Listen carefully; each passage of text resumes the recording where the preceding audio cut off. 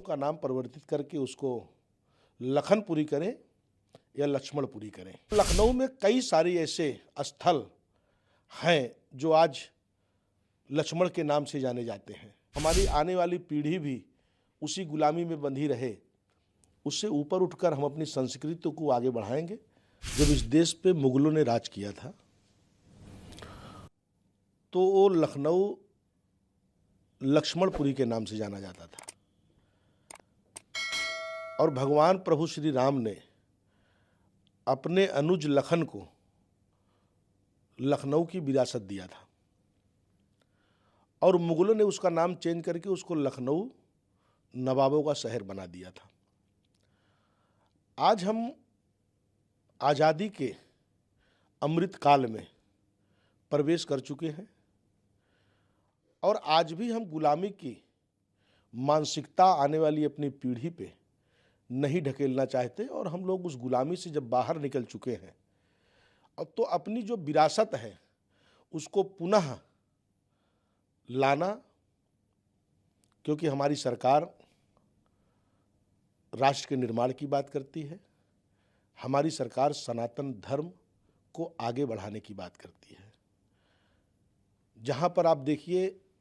अयोध्या में प्रभु श्री राम का मंदिर बन रहा है, पूरी दुनिया का एक आकर्षण केंद्र है और 14 साल तक वनवास प्रभु श्री राम के साथ लक्ष्मण जी ने भी किया था और लखनऊ में कई सारे ऐसे स्थल हैं जो आज लक्ष्मण के नाम से जाने जाते हैं। तो मैं तो सरकार से भी ये मांग करूंगा कि ये जो विरासत है उसको पर्यटन के रूप में विकसित भी करें और लखनऊ का नाम परिवर्तित करके उसको लखनपुरी करें या लक्ष्मणपुरी करें, क्योंकि जिस तरीके से 2014 के बाद हमारी देश की कई सारी धरोहर चोरी चली गई थी और आपने देखा होगा कि अभी जो चोरी गई हमारी धरोहरें थी, विदेशों में जो पड़ी हुई चीज़ें हैं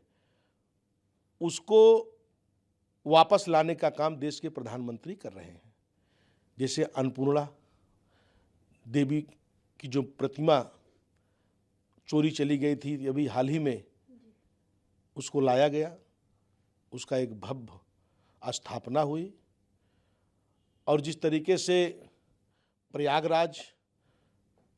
इलाहाबाद के नाम से जाना जाता था, क्योंकि प्रयागराज एक धर्म की नगरी है, फैजाबाद भगवान प्रभु श्री राम की जन्मस्थली है, अयोध्या के नाम से जाना जाता था, आज उसको अयोध्या किया गया है। तो जिस तरीके से गुलामी के जंजीरों में हम जकड़े हुए थे और उसी मानसिकता को आगे भी लेके चले और हमारी आने वाली पीढ़ी भी उसी गुलामी में बंधी रहे, उससे ऊपर उठकर हम अपनी संस्कृति को आगे बढ़ाएंगे। और उसके लिए हमने माननीय प्रधानमंत्री और गृह मंत्री जी और मुख्यमंत्री जी को पत्र लिख के उनको अवगत कराया है और हम चाहते हैं कि 2024 में जब भव्य राम मंदिर का पूरी दुनिया से और पूरे देश से लोग वहाँ आए तो उसी के साथ साथ इस लखनपुरी का भी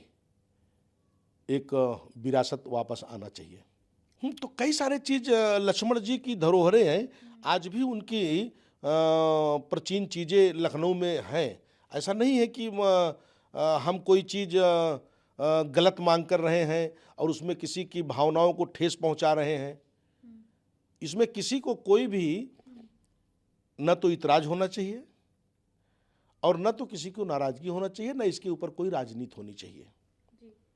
वहीं विपक्ष ये भी आरोप लगाता है कि सरकार, ये जो सरकार है, सिर्फ नाम बदलने का काम करती है, विकास पर ध्यान नहीं दिया जाता। अच्छा, जब हमारे देश में अंग्रेजों ने राज किया और मुगलों ने राज किया